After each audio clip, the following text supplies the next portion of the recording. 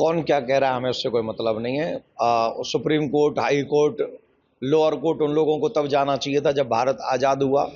और आज़ादी के बाद 1954 में पाकिस्तान देने के बावजूद भी एक वक्फ बिल लाकर, एक वक्फ बोर्ड बनाकर इस देश में और एक पाकिस्तान बनाने की जो इजाज़त उस सरकार ने दी थी, तो हमको लगता है कि पहले तो उसके खिलाफ कोर्ट जाना चाहिए, उन्हीं लोगों को जो आज कोर्ट में गए हैं। और ऐसा कोई भी संस्था नहीं हो सकती कि जो जज भी मेरा, वकील भी मेरा और निर्णय भी मेरा, और मैं जिसको कह दूं, उन्होंने तो कह दिया पार्लियामेंट मेरा, पार्लियामेंट मेरा, उन्होंने तो हाई कोर्ट प्रयागराज को कह दिया था मेरा, वो तो एक दिन आपके स्टूडियो को कह देंगे कि ये भी मेरा। तो जिन लोगों ने कवर करना, घेरना, हाईवे कवर करना, गांव कवर करना, 1500 साल पुराना मंदिर कवर करना, ये मनमानी कैसे चलेगी। हम एक संवैधानिक देश में रहते हैं, वो संविधान का अपमान नहीं है, वो संविधान की हत्या है कि 1500 साल पुराने मंदिर को कह देना है मेरा है। इतने पूरे 2000 के 3000 लोग जिस गांव में रह रहे हैं उस पूरे गांव को कह देना ये मेरा है, और 2 लोगों का नाम छोड़ देना, ये है संविधान की हत्या। और ऐसी संविधान की हत्या जब खुद करते रहे 75 साल, तब उन्हें न कोर्ट की याद आई, न सुप्रीम कोर्ट की याद आई। और जब सही करने की बारी आई तो हम लोग कहते हैं कि हम कोर्ट जाएंगे, ये संवैधानिक हत्या हो रही बीजेपी के। हम तो कहते हैं ऐसी सरकार, जिस सरकार ने भारत के विषय में सच्चे मन से सोचा है, हम इस निर्णय का साधुवाद देते हैं, धन्यवाद देते हैं। कोर्ट चले जाएं, कहीं चले जाएं, वो जिस जिस रास्ते पे जाएंगे, सनातनी उस रास्ते पे जाके इस निर्णय को सिद्ध करेगा।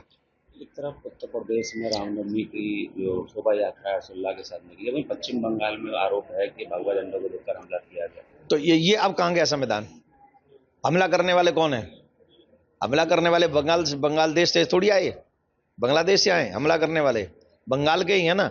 और बंगाल में भी एक विशेष समुदाय, अभी हमने मुरैना में, काफी लोग कह रहे हैं कि हम सड़क पे उतर जाएंगे, सड़क पे उतर जाएंगे। कल हम मुरैना में थे, मध्य प्रदेश में थे, 1.5 से 2 लाख आदमियों को लेकर कल रामनवमी की यात्रा निकाली हमने। कितने? तुम कोर्ट में जाओ तो कोर्ट में अपनी बात सिद्ध करेंगे, तुम सड़क पे आओ तो हम सड़क पे अपनी बात सिद्ध करेंगे, तुम देश पे कब्जा करना चाहोगे तो वो होने नहीं देंगे, आप चाहे जहां चले जाओ। ये पूरा देश राम का था, राम का है, माय डियर, राम का ही रहेगा। बंगाल में तो हालत दूसरे कब तक रह लेगी? 26 में देख लेंगे, देख लेंगे। क्यों ममता बनर्जी के राज में ऐसा?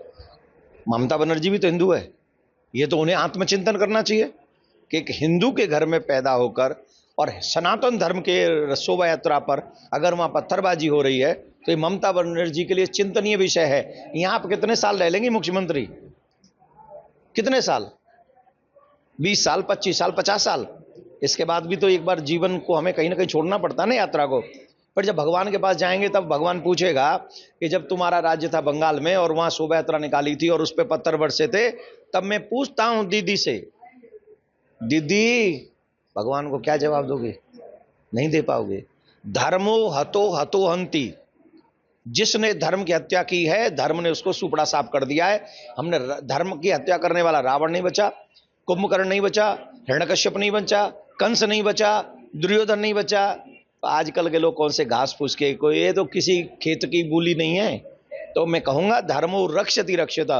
अगर आप चाहते हैं आपका शासन चलता रहे तो धर्म की रक्षा कीजिए, हमें हमारे अधिकार दीजिए, हमें किसी और से मतलब नहीं। धन्यवाद।